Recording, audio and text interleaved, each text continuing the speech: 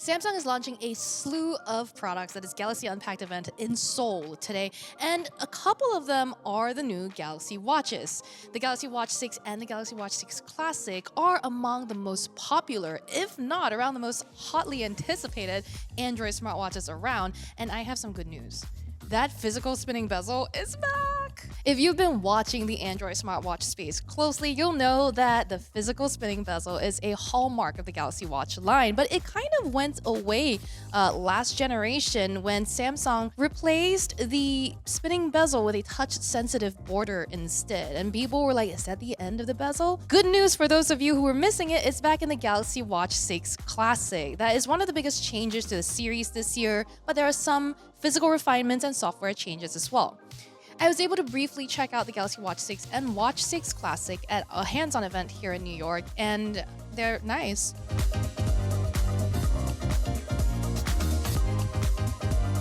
I wasn't able to test a lot of the new features, for example, some irregular heart rate notifications, as well as new heart rate zones for running.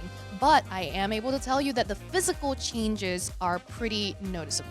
The Galaxy Watch 6 itself is a little bit slimmer than before, and I really noticed how clean everything looks now that the watch face or the case is actually sitting flush with the lugs around it. It just looks neater. The screen itself is also slightly bigger, or at least the active screen space is 20% larger than the previous model, according to Samsung. On the Watch 6, the touch-sensitive bezel area is actually 30% smaller than before, whereas on the Watch 6 Classic, that physical spinning bezel is 15% smaller than the last version that had a mechanical spinning bezel. Even though it's a little bit smaller than before, the bezel on the Watch 6 Classic is still easy to use. Rotating it felt smooth. There's little ridges and notches there to indicate to you that you've moved a certain step. It's all very familiar to those people who have used it before. Across the lineup, the watches are using AMOLED screens with 1.3-inch panels on the smaller models of either the Watch 6 or the Watch 6 Classic, and 1.5 inches on the larger models.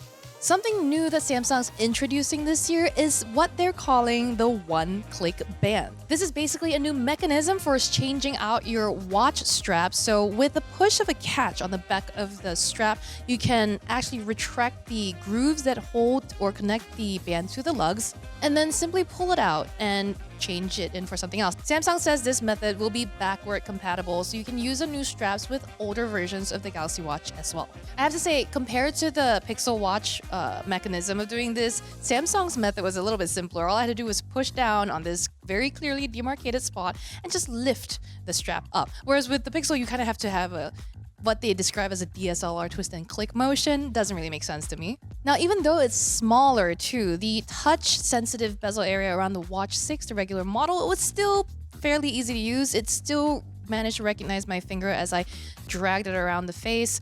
And so I'm surprised that slimming down that area still made it responsive.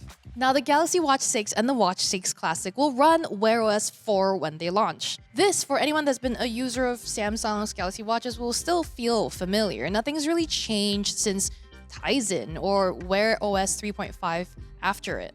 You'll still swipe sideways to see your different widgets and use the physical spinning bezel to whiz past them if that's your preferred method. Like I said earlier, a lot of the software features that are new weren't something I was able to test at the hands-on. For example, a regular heart rate will now trigger the Watch 6 series to prompt you to take an ECG when it detects you may have something like a AFib or something like that.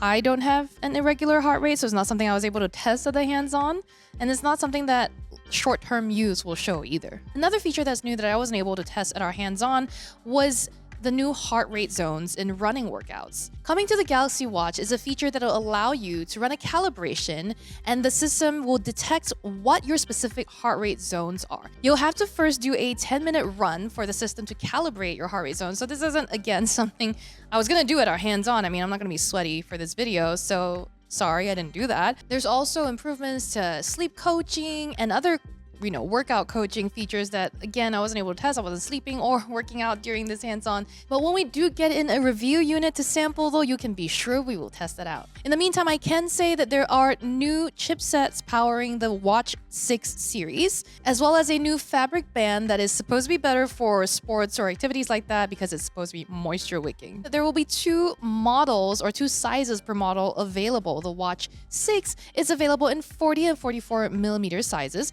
while the Watch 6 Classic comes in 43 and 47 millimeters. Those are pretty bulky, so if you have petite wrists like I do, then you might want to consider a smaller model. The smaller model of the Galaxy Watch 6 comes in graphite or gold, while the larger 44mm version comes in graphite or silver. The Watch 6 Classic, meanwhile, comes in a stainless steel case, and the 43mm version or the 47mm version both come in black or silver. The regular Watch 6 will start at $299, and the larger version of it starts at $329. The Watch 6 Classic will go for $100 more, starting at $399.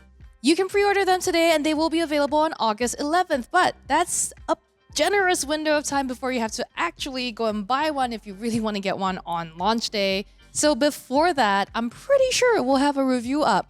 Make sure you come over to Engadget.com to read our detailed test results or impressions before you go and actually spend your money. For all of the reviews of smartwatches, tablets, smartphones, and more, make sure you subscribe to Engadget. And until next time, what's the time?